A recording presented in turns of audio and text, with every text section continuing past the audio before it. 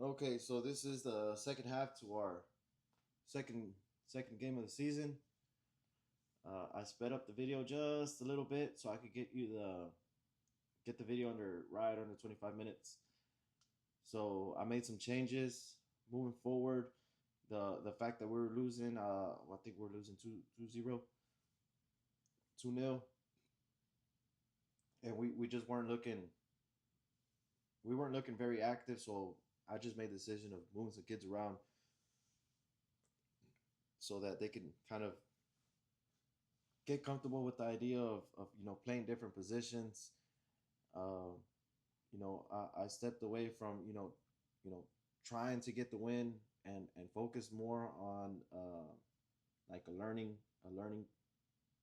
game to learn our positions a little bit better, understand what our positions entail, not just being focused on only playing defense or only playing wing, all of that, whatever. One of those that I switched was Saul. So Saul usually always playing defense. He's had some really good moments playing midfield and left wing last season. So I wanted to switch him around so I could get somebody else on left defense. But so this was an indirect kick, man. Me and the ref, the first thing I asked him was, "Hey, is this a direct kick or indirect kick?" He said, "Oh, it's a direct kick." So I said, "Hey, you only need one touch." Then he came back. He's like, "No, it's a two touch." I'm like, "Oh, okay." So hey, it's a two touch, and that little bit of confusion, I think it kind of messed with Eli because he usually gets the ball to inside the box. So for me, I was just thinking, man, I think it confused him a little bit, and he just wasn't really positive what he should or shouldn't do. But regardless of that, that's just something that I'm gonna have to talk to Eli about, and then hopefully the ref has gives us the right detail right off the bat.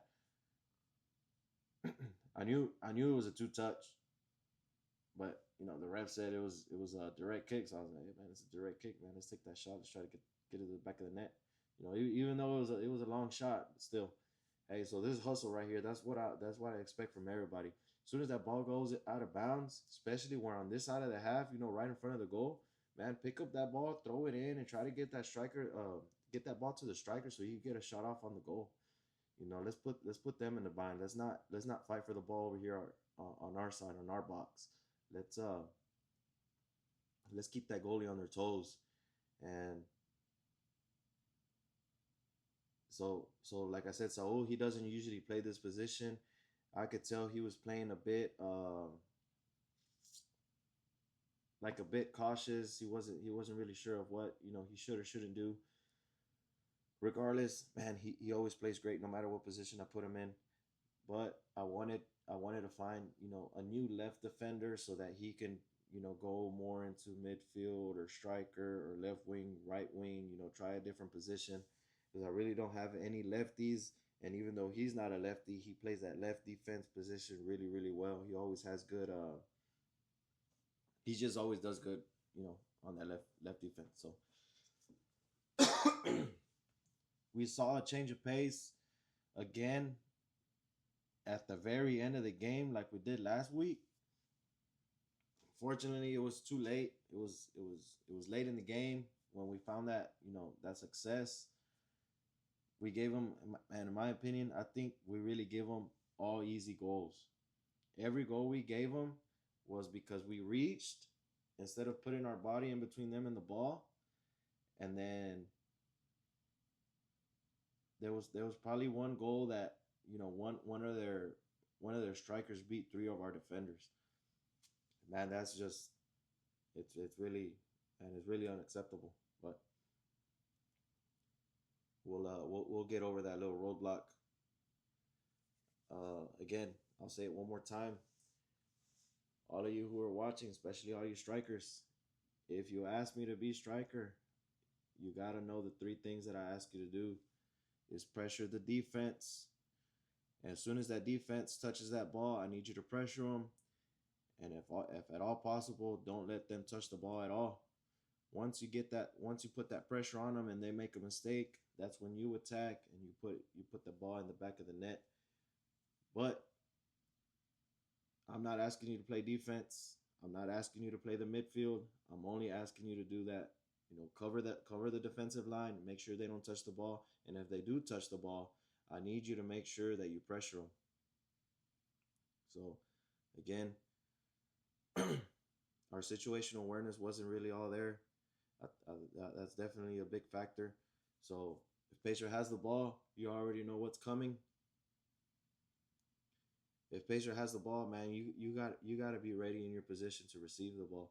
That's one of our key factors this game was, being ready to receive the ball. So we had Eli at mid. I had Nick at left defense. I had my two midfielders. Not sure who I had at right. I might have had Aldo at right. I had Cole at right wing. Sergio at striker.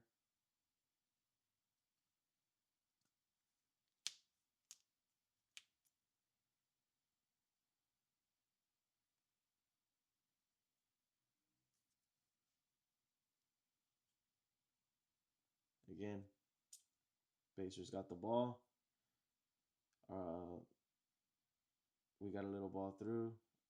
Fortunately, we really just gave it back to the other team. There's no vision behind a lot of our passes. We're just getting the ball and kicking the ball as hard as we can, which is unacceptable. We gotta understand that we can make some touches into space, and and we'll see success when we start understanding that. I'll go over it again. I said it on the last video, but just for the sake of everybody understanding, I don't want any. I don't want. We're playing with nine kids on the field. I don't want five of y'all asking, "Can I take the kick? Can I take the kick?" I'm always gonna have the same answer. So Eli, he's taking our direct kicks, indirect kicks, penalty kicks, our corner kicks. I'm still working on it. I'm gonna find somebody with a strong enough leg who's always gonna get the ball into the box. So if you want to be that person who takes the corner kicks, there's something very simple you have to do, and it's just putting in the work. Whenever you're not at practice, find a ball, find a field, and practice getting those corner kicks in. If you could get the ball from the corner all the way to the box, that's all I ask. If we can't find somebody with a strong enough leg to put the ball inside that box, I want to work on set pieces. But you got to put in that work. Those set pieces don't just come magically from one day to the next. You got to put in that work at least once a week. You got to find one of your teammates who's willing to put in that work with you. Once y'all show me that y'all put in the work and you're gonna get a set piece in, then yes, you're taking those corner kicks and you're making that set piece, and you're making your hard work. You're putting in the hard work, and I'm gonna give you the opportunity to take those corner kicks. So the fact that Pacers punting the ball, I'm really not telling him to not punt the ball, because we haven't had a lot of success from the back. So that's really a big deal. The fact that the times that he did, try to get the ball, play the ball off the back, he didn't find success because, one, our defense wasn't ready, or two, as soon as they made that touch, they made the touch into pressure instead of into open space, and finding feet. So I don't blame him for punting the ball. It's a 50-50 shot when we punt the ball, and you just got to work that much harder to try to get the ball in the back of the net, instead of playing the passing game and pass and then shoot. Now you got to hustle for the ball, and it's a 50-50 shot of getting possession, or the other team getting possession. So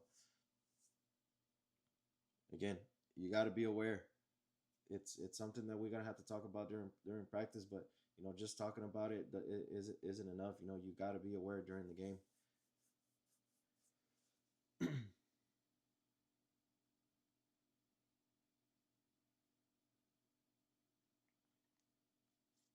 So again, for our throw-ins, we've talked about it before. We know what is and isn't expected.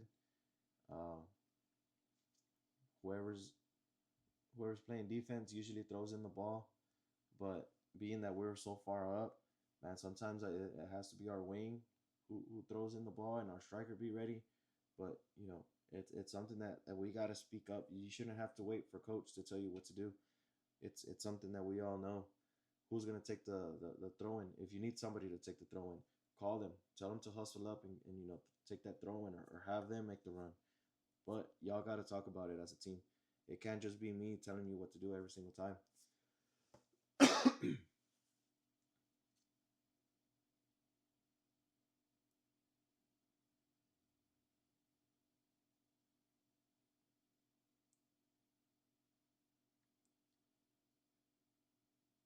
So here here we're hustling for the ball. Again, I love the way that Carson throws in that ball. He does it the right way. Unfortunately, it was just a little too rough for Henry. He wasn't able to put his body on it. Uh, that was just a missed opportunity. But I'll say it one more time. If you're strong enough to put that ball in the back of the net or into the box, I need you to step up, and you have to show us the hard work. You have to prove to the team that you're going to put in that hard work. Once you prove that you can put the hard work in and that you're going to be successful, at least 7 out of 10 times, then yes, you'll be designated to take those corner kicks. If your leg is stronger than Eli's, and you're more accurate than Eli, then yes, you can take all the penalty kicks, you can take all the direct and indirect kicks, but you got to be willing to put in that work. I'm giving Eli the opportunity to take all of them because he's proven time and time again that he can find the back of that net. But if you're willing to work harder than him and you're willing to put in that work, then yes, I'll give you the opportunity to take those kicks. I've seen this fall. I've seen Tatum take that fall like 3 or 4 times already. Man, I guess it really rocked him because I mean it looked a little rough, and he was just out of it after that. So it might have been a rough little fall. So uh, here we go again. We've got we got possession of the ball, but the fact that nobody's really ready to receive the ball, and we're just playing kickball with it. We're standing still in a game that requires you to move your feet. Constantly move your feet. Man, you got to put in that work. You got to put in that work. Man, this team, Soccer Centro, man, they put in the work. Every single goal. I mean, it was they really gave them easy goals, but at the end of the day, they put in the hard work. You know, they they communicated a lot during the game with one another. It wasn't every single player who did the communicating and everything. They had I could tell off of watching the the video again. A lot of these kids were like brand new to the team. They haven't, or maybe they weren't as experienced as some of the other players. But regardless of that, they put in the work. And as far as putting in the work, something as simple as talking to each other, man, that goes a long way.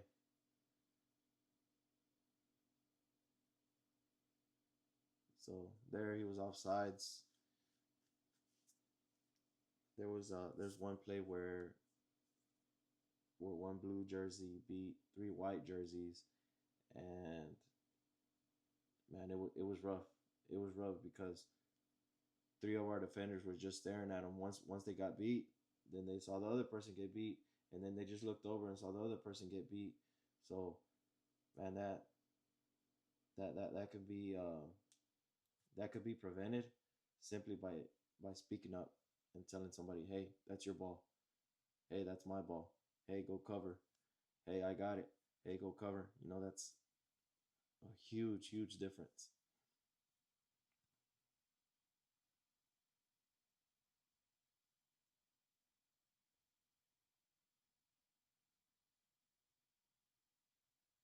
So Nick did a really good job at left wing.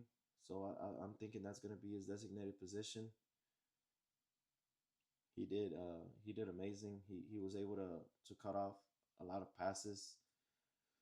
That was a beautiful play by both of them, Nick and DJ. We just got to work on that finishing touch. Again, it's a corner kick, and there's all blue jerseys, no white jerseys. That's again a situational awareness.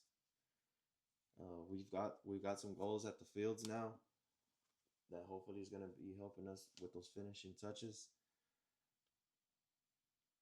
and it'll hopefully it'll lead us to the ball hitting the back of the net more often than not. Because if you look back at it, we took a lot of shots. We didn't have a lot of success, but the shots are there, the opportunities are there. We have a problem, pulling that trigger. But once we get over that hump, we'll find success. Now that we got the nets, we've got something to actually practice with.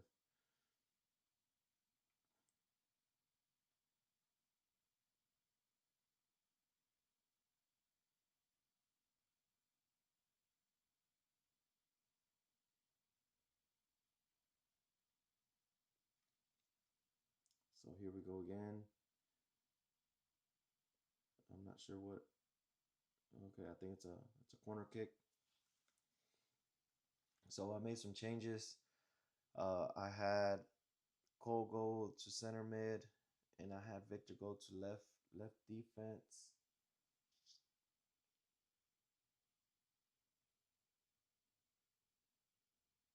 Again, Pacers got the ball. Our striker was in the right position. Just wasn't enough. He got a little too much. It got away from him just a bit.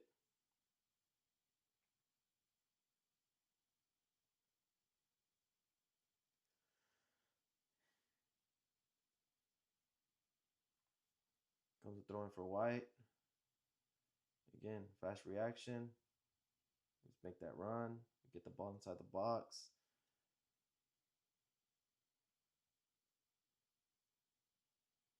I get my subs in.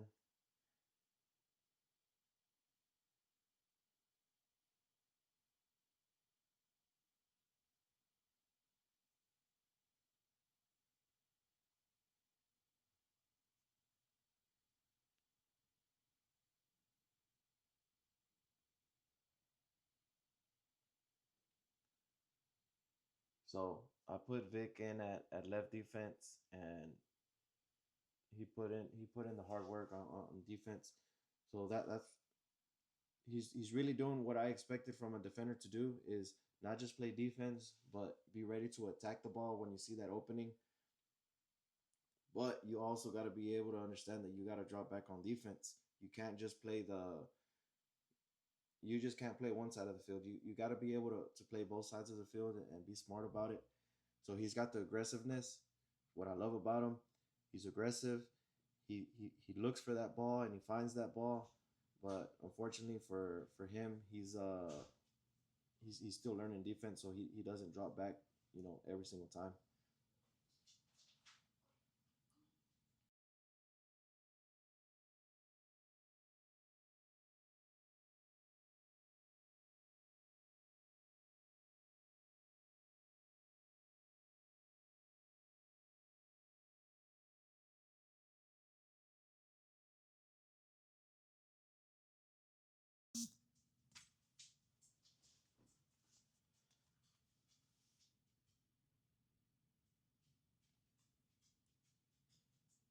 So this is the game that we want to play. We want to pressure that. We want to pressure their defense. We don't want to put pressure on our defense. So what I love about Vic is that he's in the right place at the right time, right? But at the same time, you got to understand that you're also playing defense. So he did a great job.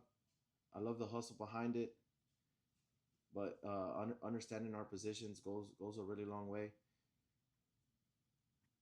Again, he's playing defense. He's got to hustle back. So Vic, you're watching this. You got to hustle back to defense. If you get beat, man, that's part of it. You got to hustle back. You can't just give up, halfway and then only play one side of the field.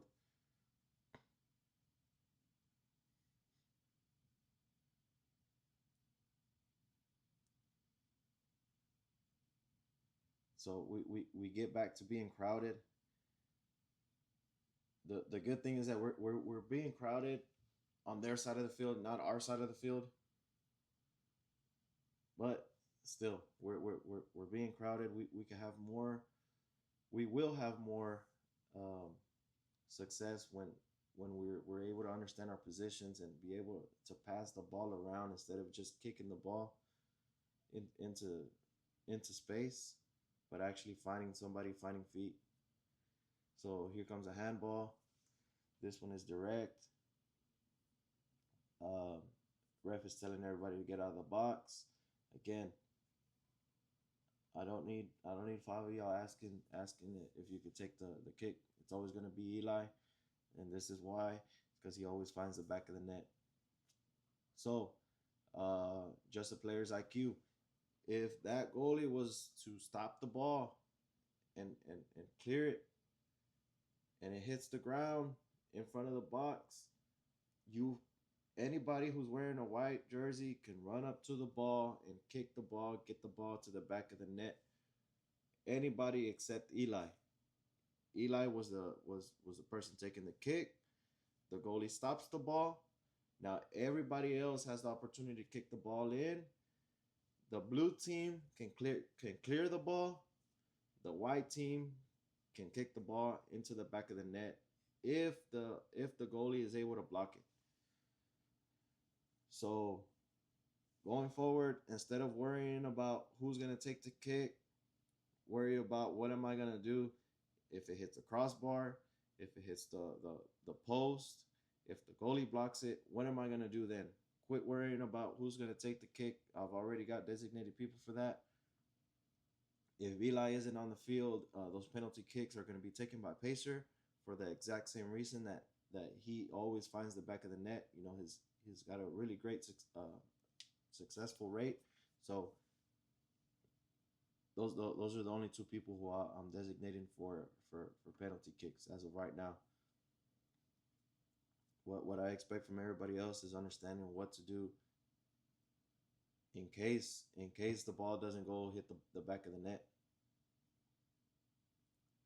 Again, we had a lot of shots, but we didn't have the success. Moving forward, we've got goals. We're gonna be working on our finishing touches here pretty soon.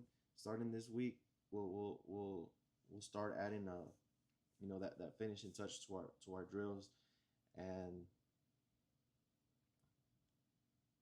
we'll hopefully have some more success there.